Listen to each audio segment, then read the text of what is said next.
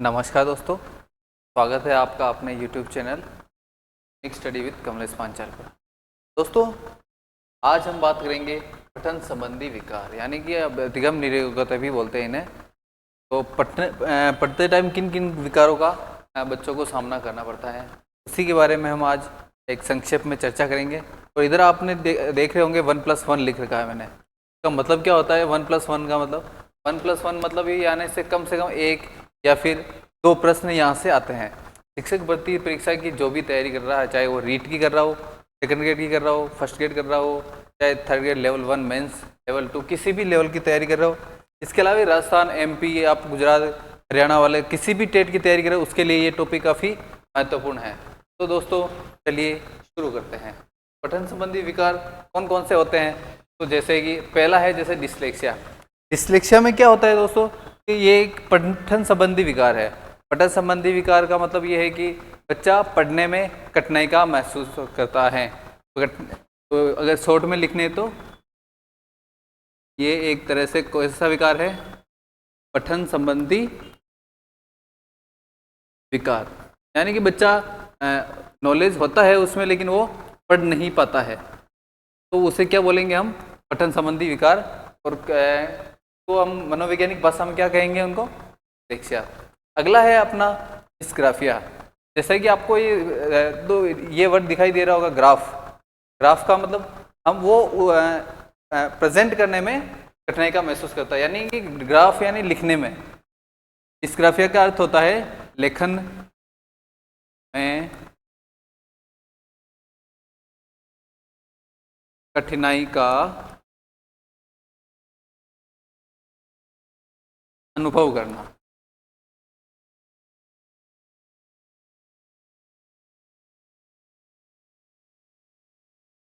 तो इसका मतलब क्या हो गया? डिस्लेक्सिया में हमने क्या पढ़ा? पठन संबंधी विकार है ये। पठन संबंधी विकार यानी पढ़ने में कठिनाई का महसूस करता है। दूसरा लिखा हमने डिस्ग्राफिया, यानी डिस्ग्राफिया किससे संबंधित है? लेखन संबंधित विकार है। और अगला है डिस्कैलकुलिया। ये भी आपको अच्छे से समझ में आ रहा होगा, कैलकुलिया यानी कि कैलकुलेशन से संबंधित है, यानी ये विकार है जो गणितीय गणना से संबंधित विकार है। 2021 में प्रश्न आया था, वह बालक जो गणितीय गणना करने में अक्षम होता है उसमें किस प्रकार का विकार है? ये तीन ऑप्शन तो ये थे, चौथा था डिस्मोर्फिया। तो सही आंसर क्या हो जाएगा? डिस्कैलकुलिया। यानी ये किससे संबंधित है? तो गणितीय गणना से संबंधित।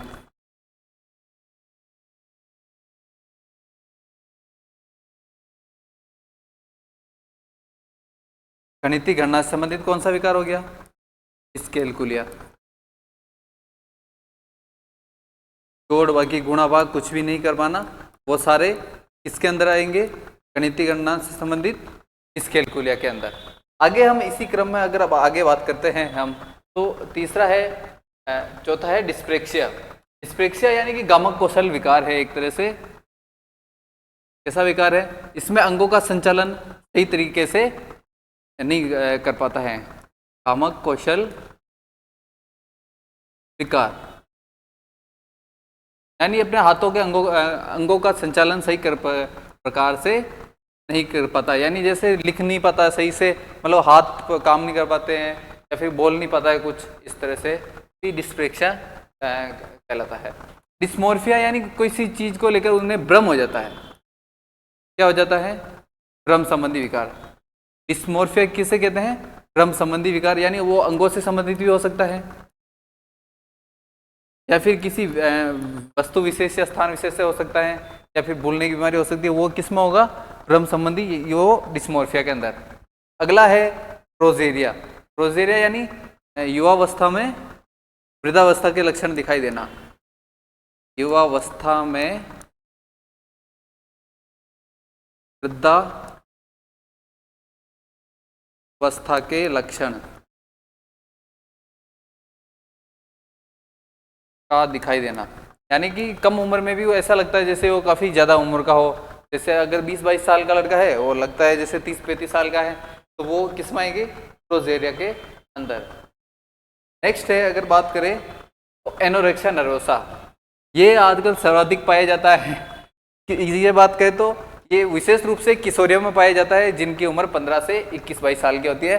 इसमें वो क्या होता है कि भोजन ग्रहण संबंधी होता है। इसमें क्या बोलते हैं कि लड़कियां अपना वजन नहीं बढ़ जाए या सुंदरता खत्म नहीं हो जाए, इस कारण कम भोजन करती है, यानी किशोरियों में पाया जाने वाला विकार। कौन सा विकार है ये? Anorexia nervosa.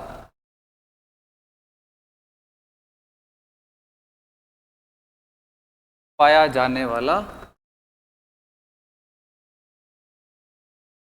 विकार एनोरेक्सिया नर्वोसा, ये यानी विशेष रूप से किशोरावस्था की लड़कियों में पाया जाता है। एक लास्ट है बुलिमिया नर्वोसा, आप याद रख सकते हो। भोजन ग्रहण संबंधी विकार होता है जो कि उन्हें पता नहीं होता कि कितना खाना है कितना नहीं खाना है। ये बाल्यावस्था के बच्चों में अधिक होता है। और इसी तरह से ये हमारे अधिगम संबंधी विकार थे जिनका हमने अध्ययन किया। एक प्रश्न अगर आराम से आप सुनते भी हो तो भी एक प्रश्न आराम से क्लियर हो जाता है। दोस्तों धन्यवाद। अगर आपको वीडियो पसंद आया है तो लाइक शेयर जरूर करें। धन्यवाद।